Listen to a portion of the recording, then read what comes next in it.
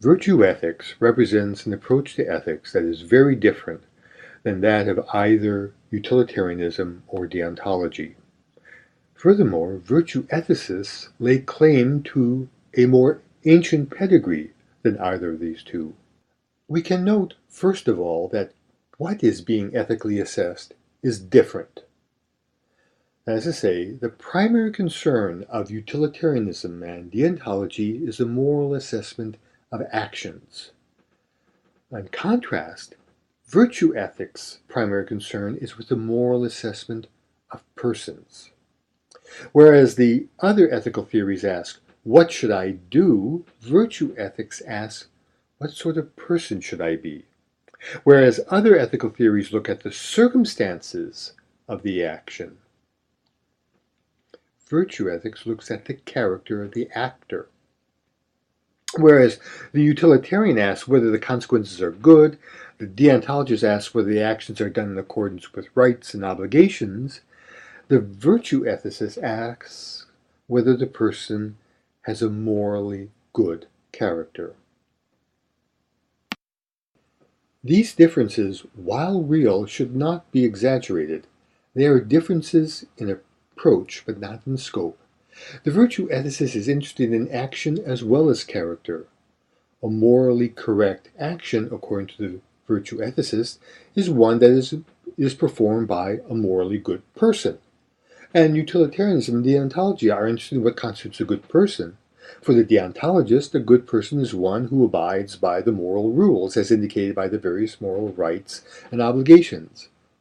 It's a bit more complicated for the utilitarian since, as you might recall from Lecture 1, the utilitarian doesn't care who performs the actions as long as the consequences are good. Nevertheless, one could say that a good person for the utilitarian is one who promotes good consequences. But even though virtue ethics has the same scope as utilitarianism or deontology, it can yield different conclusions from either deontology or utilitarianism. In order to see this, we need to say more about virtue ethics. So we begin by specifying what, according to the virtue ethicist, is a good person. What is it to have a good character? The answer is, a good person is one who possesses the virtues, whose character consists of the various traits that reflect the virtues. They are traits such as being courageous, just, generous, honest. The virtues are specified by a list. There is some controversy over what the list should contain, which we will get to later, but for now we should understand how a virtue works. Consider the virtue of honesty. It is, of course, the trait of telling the truth and not lying. But the virtue is not a mechanical disposition.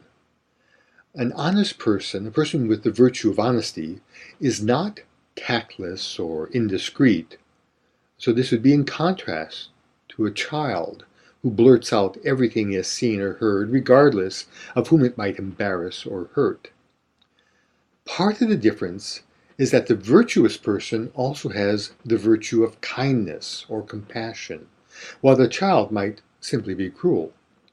But another part of the difference is that the virtuous adult knows from experience and appreciates that lies vary greatly in importance and what they can mean to different people.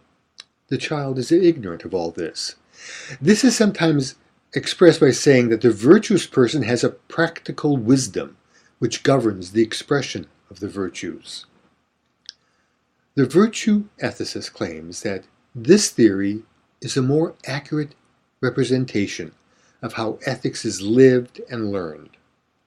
One learns ethics primarily not from learning to calculate consequences or learning a list of obligations and rules.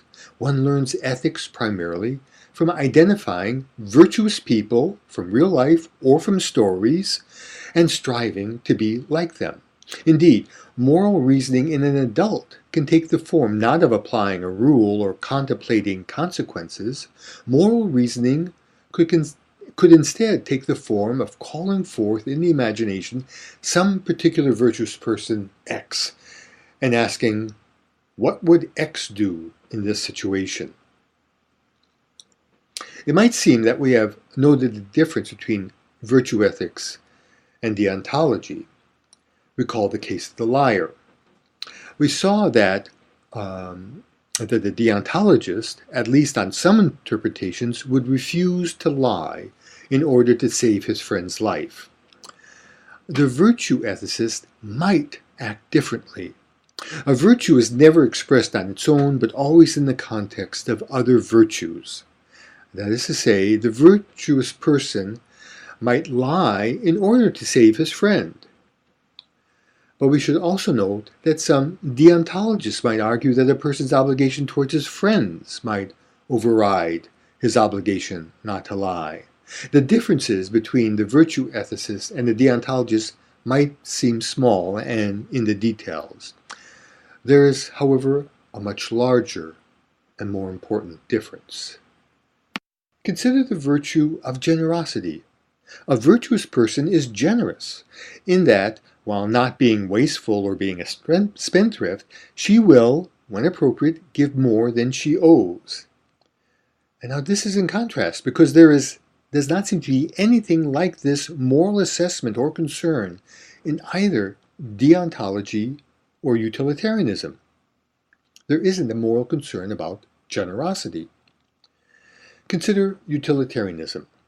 On a simple calculation, if you give someone $50 that you didn't owe that person would be richer by $50 and you would be poorer by $50. The total sum of the good is unchanged. This should not be a surprising conclusion, since generosity is concerned with how goods are distributed, and as we noted in Lecture 2, the simple utilitarian is not concerned with distribution. Of course, some utilitarians might try to refine the analysis by considering psychological benefits, but this will hardly capture the moral value the virtue ethicist claims for generosity. So, for the utilitarian, generosity isn't an ethical concern. When we turn to deontology, the situation is even starker. For there cannot be a moral obligation to be generous. Now, this might not seem immediately clear, so let me spell out the argument. Could there be an obligation to be generous? First, we should note that to be generous is to give more than you owe. If you owe someone $100 and you give him $100, you have not been generous. But if you give him $150, then we might begin to say that you were generous because you gave more than you were obligated to.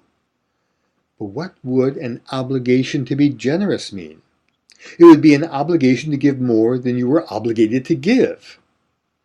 That is at least a paradox, if not a contradiction.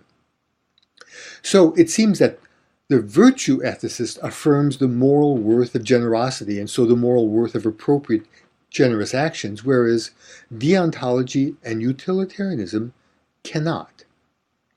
Similar conclusions might be raised about some of the other virtues, such as courage or kindness. Can the deontologist or the utilitarian capture the alleged moral worth of courage or kindness? That might well capture the wrongness or of cowardice or the wrongness of cruelty, but that wouldn't go far enough. Can the deontologist argue that we have a moral obligation to be courageous? Can the utilitarian argue that having courage is good even when the courageous person will sometimes fail? Perhaps, but the arguments are not obvious. Since the virtue ethicist seems to disagree with the utilitarian and the deontologist regarding the moral worth of generosity, we should ask, what are the virtues? And here we must acknowledge that there has been a great deal of disagreement. We've mentioned honesty and generosity as virtues, as does some of your readings, but ancient Greek and Roman writers did not list them among the virtues. In contrast, they listed prudence and temperance as among the virtues. So, Rather than pursue this general question of what are the virtues, I want to examine a more manageable but still difficult question that could be considered a subset or a specialization of the general question. Recall, the general question is, what are the virtues? Which is equivalent to the question, what are the character traits of a good or virtuous person? We might ask the more specific question, what are the character traits of a good physician, or a good teacher, or a good researcher? There might be less disagreement over these specific questions. The result will say something about the virtues of the professions and the morality of roles. That's for the next section.